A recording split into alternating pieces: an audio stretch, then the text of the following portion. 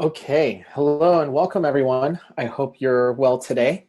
My name is Yasha Saba. I'm the Chief Counsel at Sky Unlimited Legal Advisory, and it's a pleasure to be connected with you today through this presentation. In a second, I'm going to send a poll to see if everyone can hear me. Also, this is a good opportunity to make sure that you can find the chat box via Zoom. There will be moments where I ask you to send messages to me through it later in the presentation, so stay tuned. And if you're joining us through Facebook, you can go ahead and use the chat box there. You might not be able to interact through the presentation, but we'll try to answer any questions you have in the meantime. So let me send this poll around and see if everyone can hear me. Great, we're starting to see some people coming in. All right, looks like we're getting everybody. Okay, awesome. So everyone, seems like the sound is working okay. We're gonna end the poll there and just start heading forward. So briefly, a little about myself. I'm a family business lawyer in San Francisco, California, but I assist clients on a day-to-day basis all throughout the state. My job is to be a trusted advisor who helps you make the very best personal, financial, and legal decisions, as well as possibly any business decisions for those entrepreneurs among you. Ultimately, I act like a personal family lawyer for your family and business throughout your lifetime. And let's not forget, I'm also there to guide your loved ones where you can't be. So I've been practicing law for about 5 years as a patent attorney. And I became a family business lawyer because I want to help families and entrepreneurs focus on their financial growth while protecting their assets and loved ones. Throughout the years, I've seen a lot of examples of closed businesses or families left in conflict between each other because of a failed estate plan or even poor attention to the details on an attorney's part. You'll hear more on these stories throughout the presentation. I'd say they're kind of what led me into this field in conjunction with my desire to help.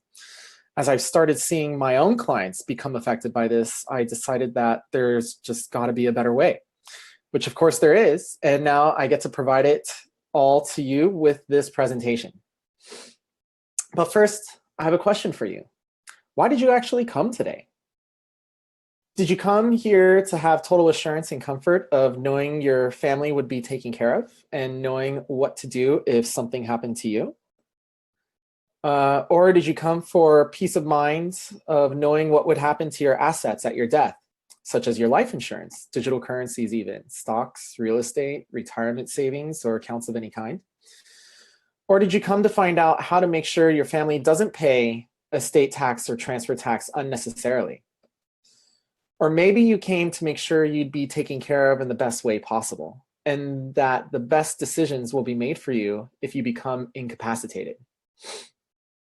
If you came for those reasons, you obviously came for the right reasons, because today you'll learn what you need to do to have the peace of mind of knowing you've made the right decisions for your family during your lifetime. So that at your death or in an emergency, things are as easy as possible for the people you love most. So next, ask yourself this. When was the last time you reviewed your estate plan? Or if you don't have an estate plan, what is the state's plan for you? Have you ever thought about that? Side note, these are rhetorical questions, but if you do have any questions that come up during the presentation, feel free to submit them, as I said before, in the chat box, and I'll try to answer them as we go. Otherwise, I'll be sure to address them on the end. And for those of you on Facebook right now live, you can also submit through the chat box there, and I'll try to do my best to pay attention to that at the same time. Now, some of you may have heard about this area of law referred to as estate planning. Please don't roll your eyes behind the scenes. I meet people at events or parties sometimes, and they have absolutely no clue what estate planning is. So kudos to you if you know. But really, it doesn't matter what you know, because today's presentation covers more than just estate planning, which is why I personally like to refer to it as legal life planning. You see, estate planning, according to a lot of attorneys' point of view, is about planning for death. In fact, the typical experience we've seen from most estate planning advisories, and honestly, I found this current model to be broken, which is why some of my colleagues and I decided to do things differently. Hold on, let's pause here for a second so I can give you some context about what I'm talking about. I have a story about the father-in-law of a close friend of mine who had an estate plan that turned out to be a total disaster in my eyes. When I was in law school, the father-in-law of one of my classmates had died. He had spent about $3,000 with $3,000 with a law firm in Florida to prepare an estate plan for him so that my classmate, his family, would not be stuck dealing with the probate court. You'll hear more about that later. And yet after his death, that's exactly what happened. I was helping my friend and we were in court in Florida and Ohio dealing with assets, and then in Florida court again dealing with his ex-wife. I couldn't understand it. If he paid $3,000 for an estate plan, why were we dealing with the court and his ex-wife in the first place? It turns out that his plan had not been kept up to date and his assets were not owned in the right way. His plan had been prepared years before and never reviewed, never updated, and his assets were not properly titled to keep his family out of court ultimately. In fact, some of the father-in-law's assets had never been transferred into the name of his trust from the beginning, and there was no way for us to confirm everything he even had. We had to wait for statements to come in and hope we didn't miss anything due to lost mail or other issues, as my friend and his family were also grieving at the time of his death. This brings up another fact we'll touch on later. There's currently over $9 billion in California's Department of Unclaimed Property, quite frequently due to assets overlooked when someone dies. I thought for sure this must have been malpractice, but then I consulted with a few of my mentors at the best law firms in the country and found out it's not malpractice. In fact, it's common practice. I couldn't believe it. Lawyers everywhere were putting in place plans that they knew wouldn't work when their clients' families needed it, and it is common practice. So the real question you have to ask yourself from this typical experience is, will it work when your family needs it most? According to the family business lawyer way, or my way, so to speak, we do not put in place one-size-fits-all plans for our clients. Instead, we guide you through an educational process that begins with a family wealth planning session. This is a special process designed to help you get more financially organized than you've ever been before. So none of your assets are lost to the State Department of Unclaimed Property, and you can rest assured that you are making the most informed and empowered choices for your family, not just getting a one-size-fits-all document that's likely to leave your family in court and in conflict. So if you have no estate plan and you become incapacitated or die, well, guess what? The state has an estate plan for you. And it's called going to court, so a judge can appoint someone to make decisions for you. That doesn't sound pretty. Or give your family access to your assets, or even direct where your assets should go. So basically a judge will decide where your assets should go if you can't decide for yourself. The court process is called guardianship, or rather conservatorship for adults if you're incapacitated, and probate if you've died. The court decides where your money goes. Plain and simple. And it may not be to who you would choose or in the amounts you would choose.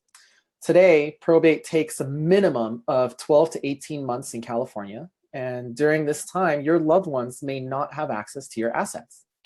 On top of that, court is costly.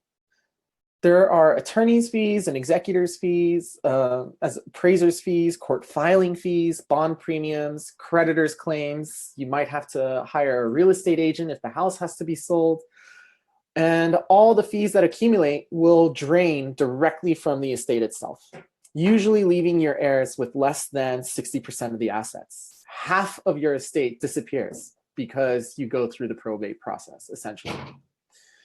In California, we also have something called statutory fees, where the probate attorney is allowed to charge the estate a set percentage that ranges on the size of the estate.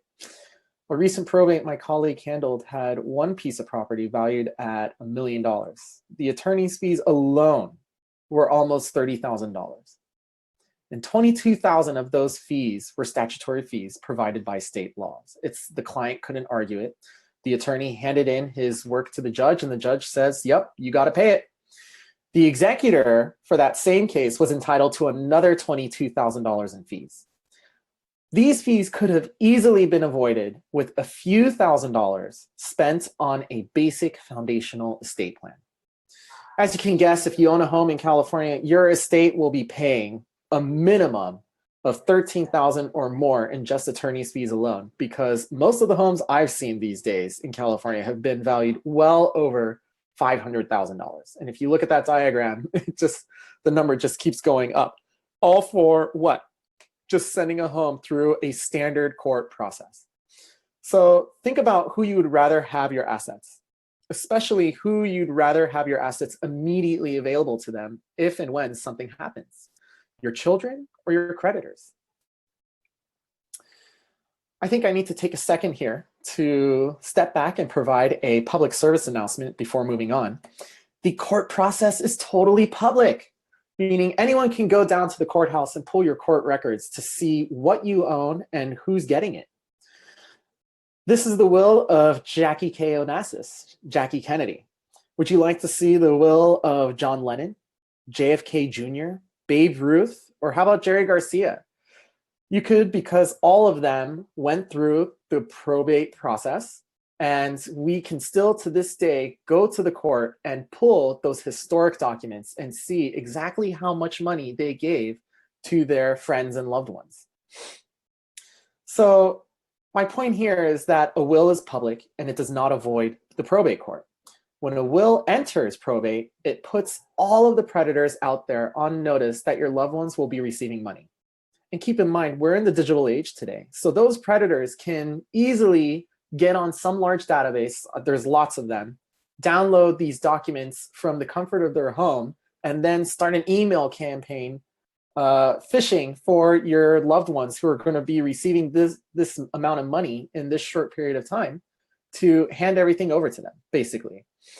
The only plan that is truly private, avoids probate, and ensures your children receive your assets when you want and how you want, and also can save you substantial on estate taxes, is the plan with a properly funded trust.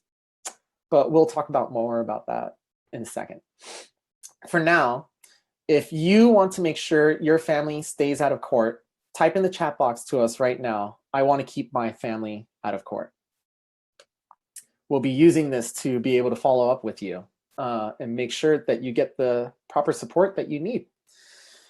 Unfortunately, that's not the end of this public service announcement.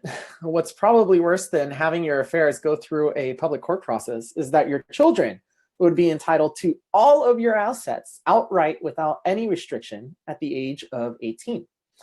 I have a friend who received about $50,000 when he was 18, and then another $150,000 when he was 21.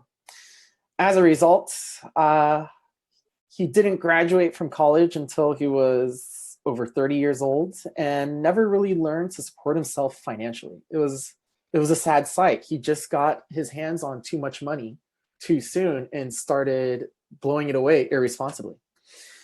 So if you have minor children at home and you want to make sure they do not receive what you're leaving behind at the age of 18, please type in the chat box, I need to make sure my kids don't inherit money at 18. Also, if you want to ensure your children's inheritance is protected from lawsuits, creditors, or a future divorce, no matter how old they are, go ahead and type in the chat box, I want my children's inheritance protected from lawsuits, creditors, and a future divorce. Before we move on from talking about your kids, if you do have minor kids at home, I want to tell you two quick stories that could illustrate where your kids are at risk, even if you already named guardians in a will. If you have not named guardians at all, as 69% of parents haven't, and something happens to you, the choice about who raises your kids will be left to a judge to decide. And as we discussed earlier, that's a risk you probably don't want to be taking. The first story is about Melanie and Casey Barber, a beautiful couple who were your typical all-American parents with 3 little boys. Several years ago, the Barber family was in a tragic car accident. The boys survived, but their parents didn't. And that was just the beginning of their nightmare. From the thousands of pages of court records filed in the guardianship case of the Barber boys, it appears that Mel and Casey had talked about naming guardians to provide for the care of their sons, but they just never got around to documenting what they wanted. They probably thought their family would be able to easily work it out who would take care of the boys if anything happened, and that's not what happened. In fact, after the accident, which occurred in Arizona, by the way, while the family was traveling, they're originally from California, the boys were in the foster care system for a short time while the police located family members. The first family member found was an aunt who proceeded to keep the boys away from the rest of the family. They then went to live with the same aunt while the family went to court to fight over who would raise the boys. Since then, over 1,000 pages of court documents have been filed, 9 lawyers have been involved, and tens or even hundreds of thousands of dollars have been spent. Ultimately, the court appointed a different aunt as a legal guardian for the boys, who may or may not have been who Mel and Casey would have chosen to begin with. We'll honestly never know if the judge made the right choice because Mel and Casey's wishes will never be known. And I believe if they had known what would happen, Mel and Casey would have taken the simple steps necessary to ensure their boys were raised the way they want by the people they want. Oh, and not to mention, the judge also appointed a financial conservator over the boys' inheritance, basically a court-appointed financial advisor for the assets who charges to the tune of $100 an hour. And the boys will receive whatever is left at the age of 18. So now we have a situation where we don't know if the boys are being raised by the parents, who the parents want them to be raised by. And at the same time, all of the finance and legacy that the parents are leaving behind is in control of a stranger, and the boys will get whatever is left over by the time they turn 18. And let's not hope it's everything, but it seems like it's going to be that way in this case, simply because there's no trust and there's no controls put in place. So we don't know if these boys are going to grow up financially mature or not. And as we've seen from the data, that tends to not happen when a large sum of money gets put in the hands of young adults. So if you have not named guardians at all, actually, I mean, now you can learn from this experience and not leave the well-being of your children to chance for another day. In fact, the message you should be taking away from this is that if you have not named guardians at all and something happens to you, the choice about who raises your kids will be left up to a judge to decide. So if you want to ensure that the people you choose raise your kids in the way you want, no matter what, type in the chat box, "I need to name guardians." Now, even if you have a will naming the guardians of your children, your kids could still be at risk. Another colleague of mine realized this when she was out to dinner with her husband one night, and her baby daughter was at home with their 16-year-old babysitter. And she realized that she had named guardians, but they all lived across the country. And the guardians were named in her will, and no one would even be able to find her will anyway if something happened to her. So at that dinner, she realized that the authorities would have no choice but to take her daughter out of her home and into the care of strangers until they could A, find her will, and then B, locate her named guardians, whom, by the way, would have to make their way across the country to California. Because this was not acceptable to her, she created something called a kids protection plan. And since then, I have incorporated the kids protection plan into my practice with every single plan that gets made with minor children. And it has been one of the best gap closers in all estate planning, acting as a fail-safe, because it ensures that no kids are ever at risk from being taken from their home in the event of an emergency. And it fills in the gaps left by a will-only plan for sure. So if you want to make sure your kids are never taken into the care of strangers, write in the chat box that you need a kids protection plan. And the other reason you may want to write that in is if there is anyone in your life that you would never want raising your kids. A will does not exclude anyone from guardianship. So going back to the Barber family, if one of the sisters, if Casey or Melanie didn't want one of their sisters actually raising their children, that's something that they wouldn't have been able to write in the will anyways. It's something that you have to kind of write legally on a separate document that the kids protection plan covers. So if you know you would never want a specific person raising your kids, or challenging your choices even, you'll also want a kids protection plan. So write that in the chat box as well so we can follow up with you later. Now, we've talked about what happens to your kids if you have minor children, and to your financial assets if you become incapacitated during your lifetime or when you die. But what about what happens to you if you become incapacitated? This is, you might remember her, this is Terri Schiavo. Terri's situation and lack of planning led to a right to die legal case that spanned over 15 years in court. After suffering from a heart attack while on a weight loss program, Terri ended up in an irreversible, persistent vegetative state. Her husband and also legal guardian, of course, argued that she would not have wanted prolonged artificial life support without the prospect of recovery, so he elected to the doctors to remove her feeding tube. Her parents, however, disputed her husband's assertions and initiated the legal proceedings, arguing in favor of continuing artificial nutrition and hydration. They just believed that there was hope and they wanted to keep going. The circumstances became national news. This was a very big case. It involved 14 appeals, political intervention, including President George Bush, and 4 attempts to reach the United States Supreme Court. This was a very big case. These terrible events could have been avoided if Terri had properly executed a simple document called an Advanced Healthcare Directive. Now, some of you have executed such documents. Sometimes your employers help you do that. But I can guarantee that for many of you, it's most likely out of date and won't work when you need it. And it's unlikely to be comprehensive enough in providing detailed guidance on how you want to be cared for in the event of you becoming incapacitated.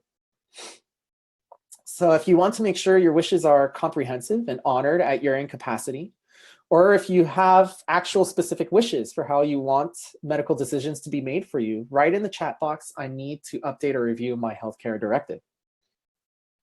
So many of you people think they can avoid all of this by either owning property jointly, designating a beneficiary for their assets, or signing a will. First, joint ownership has many problems. If you remember when you were in escrow on your home, you probably remember that the escrow agent asked you how you wanted to take title to your home. If you were single, you said just in your own name. However, if married, you probably said as joint tenants. And if you said to take property as joint tenants, you have the benefit of avoiding probate upon the death of the first of you to die. Because when one of you dies, the property just automatically becomes entitled to the other co-owner.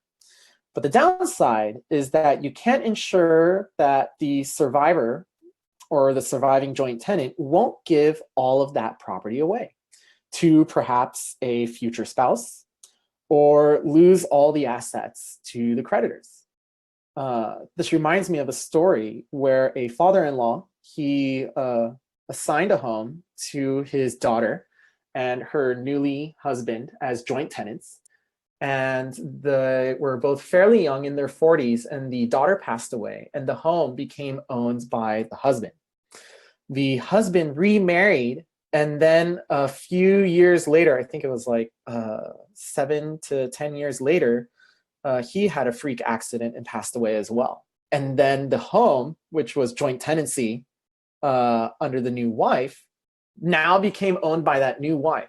I'm pretty sure that the father did not want the home leaving his family's estate entirely at the death of his daughter. And because there was no kind of estate plan between the daughter and the husband, that home is now owned by a total stranger. So imagine that, all that investment, all that money you've raised to provide your children a living in a home, it became totally exposed because of these unforeseen events that no one would ever imagine would ever happen, but they still happen.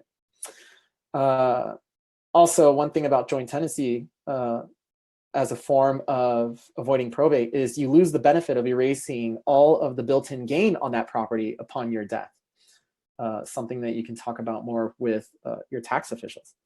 So designating a beneficiary is an option where assets permit it, but many assets don't permit beneficiary designations, such as a home. However, California now, we came up with a new legal regime called the transfer on death deed, which kind of acts like a beneficiary designation without actually like transferring your home while you're alive. And for those of you who can designate a beneficiary, the beneficiary will have unlimited control over the assets once you pass. Worst of all, naming a minor as the beneficiary just ensures that your insurance or retirement account will end up in the court if you die before your kids are 18 years of age. As we've already talked about, signing a will just won't work either. So what is the solution then? The only way to keep your family out of court, either in the event of your death or incapacity, is to have a fully funded living trust. This means that you've got a trust prepared that is properly custom drafted for your family to say exactly what you want to happen to your assets in the event of your incapacity or death. And all of your assets are owned in the name of your trust. So let's dissect this a little more. If you already have a trust, chances are it's not updated. It has not been updated since you created it. Excuse me.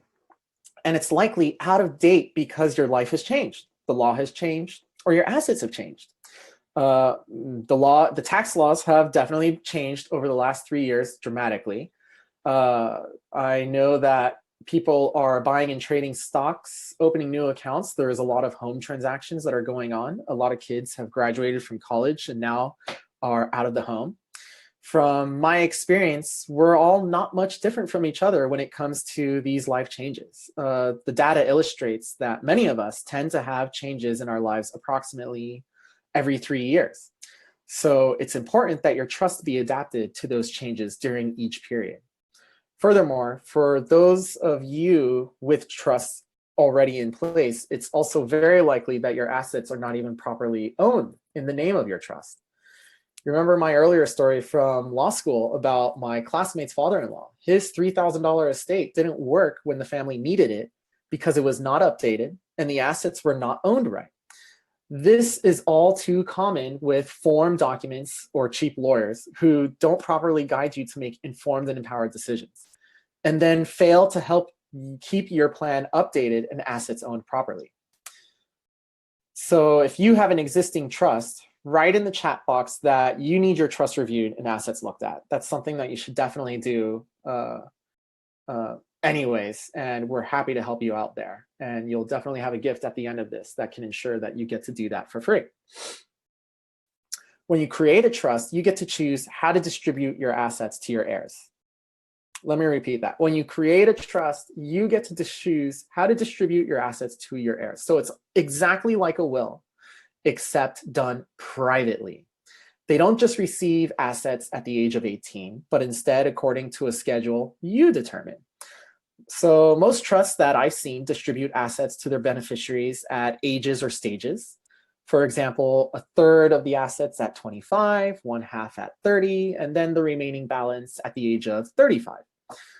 This ensures that little by little is going to the beneficiary or your children to help them take care of their lives. But at the same time, it's going to them as they're becoming more financially mature. By the age of 25, they're going to have had a job. By the age of 30, they're going to be well into like the beginning of their careers. And by 35, they're going to know almost what they want out of life and which direction they want to go in, right? Another method that I've seen is one half upon graduation from college and the balance upon graduation from graduate school, because the parents really wanted to encourage their children to seek an advanced degree. So this is an acceptable way to plan, but there's an even better way too. I know what you're thinking. Yasha, you just said the trust is the way to go. How can it get better? How many of you would like to own assets that can never be touched by creditors, will never be subject to estate taxes, and can never be taken away in the event of a divorce? Of course, I'm positive we'd all like that. Now, what if I said that I could give you all of this, but you couldn't control those assets? well, you'd be a little less interested, most likely. Well, the living trust we design at Sky Unlimited Legal Advisory is designed in a way where you can give your children assets that can never be touched by creditors, will never be subject to estate tax, and can never be taken away in the event of a divorce. And you can give them your children, you can give your children complete control. These are cutting edge techniques that only the most knowledgeable estate planning attorneys are taking advantage of. And I know you want them included in your plan. So if you want to protect your kids' inheritance, make sure you write in the chat box, if you have not already, I want lifetime asset protection for my children. Now, this won't apply to many of you, but just in case, any of you who have assets in excess of $11.2 million or are expecting an inheritance that could put you in that category, you need to know that your family could lose nearly half of all your assets in excess of that, even if you receive it by inheritance to the government. I won't spend a lot of time on that now because this is literally 0.5% of the population, of the United States population. But if that's you, mark that on your worksheet. I need to avoid the estate tax. That would be a great problem to have, I would assume. One more thing that I've been illuminating on and want to mention here is that there are currently $9 billion in our State Department of unclaimed property. Fun fact, it costs the state roughly $3 million a year just to manage these assets. I think that the interest that's gained on this $9 billion is funding the California General Fund by the tune of a few hundred million. I'm not sure. I know that it's not a key portion, but it is a notable portion of our general fund resources every year. So I don't know if the state is keen on giving all this money away, but they do have an obligation to when the owners actually come back to claim it, as well as your family members. So most of that got there because somebody died and the family overlooked an insurance policy, a bank account, investment or retirement account. This could easily happen to you if you do not get financially organized and make sure your family knows what you have in the event of your death or incapacity. So the father-in-law, again, my friend from law school, we had to open up a probate, but he didn't have a central database or spreadsheet somewhere saying what accounts he owned. So we were going off of what the family knew and what was written in his will, but we didn't know if he owned any digital currencies. These aren't things that people talk about. I have no idea what digital accounts he had, and most of us today have about over 100 digital accounts. So it's kind of all lost in the abyss. It becomes a black hole when no planning is done. And it sucks because that is resources, time, and investment that you're making into your life that can really benefit your family. So the last thing I want to ask you is this. If you had to choose between the people you love receiving your money or your values, insights, stories, and experience, what would you choose? Most people would say if they had to choose, they would choose their non-monetary assets, such as their intellectual, spiritual, and human capital. So it makes no sense that most estate plans completely ignore that altogether. Before my cousin's dad died, he left her a voicemail on her cell phone. It said, "Sarah, it's your dad. Call me back." They had been, They had been kind of not talking with each other after a fight for a year or so. So she hadn't heard from him in a long time, and they had recently rekindled their relationship. And right before he died, they still hadn't had a chance to fully recuperate their relationship, but he left a voice message, and she loved listening to it and hearing his voice. Until one day, the worst day ever, she went to listen to it, and it got erased. She had updated her phone's operating software, and the message was deleted in the process. I don't know, when she talks about it, she gets teary-eyed to me, and like being another member of the family, it gets very touching, very touching. This is one of the reasons why we always include a family wealth legacy interview with every estate plan that we do at Sky Unlimited. We know that your family will so appreciate having a recording with your voice or a video showing your face that will never be lost. Not just telling them to call you back, but sharing with them all the things you didn't even know you want them to know if and when something happens to you. This process itself will get you thinking about your life in an entirely new way. And every client that I've taken through this process has come out like a phoenix from the ashes. It's been a great experience, very touching. They've been very appreciative. And I love that now I can hold all these recordings in a time capsule for their family members. And we're just going to update it every few years, every 3 years as their life changes. And so their family, after they pass away and get older and have grandkids and great grandkids, their family will be able to see them, how they've grown, how they've adapted, how their mindsets have changed. It's really a whole new way of thinking about estate planning that almost no attorney is doing today. And it's all included in our process. So we know what doesn't work: doing nothing, having a will only, or even getting an estate plan created by a lawyer who just focuses on the documents, doesn't ensure the protection of your kids or your assets, and who also doesn't ensure your assets are owned in the right way. None of that works. That's why we began a plan. We begin all planning with a family wealth planning session, as you can see here. This is a process that our clients absolutely love, and you will too, because it supports you to get more financially organized than you ever have been before. It keeps your assets out of the State Department of Unclaimed Property, and it ensures you make informed, empowered decisions for the people you love, so that you'll know what you actually need to have in place and what you don't need as well. And during the process, you are going to actually choose your own fee for the planning that you do, based on what you know and what you've learned. By the end of it, you'll know with certainty you are making the best decisions throughout your life, and your family will know how much you cared and loved them in the event of your incapacity or death, because everything will be so well handled. Ultimately, this is something you do for the people you love.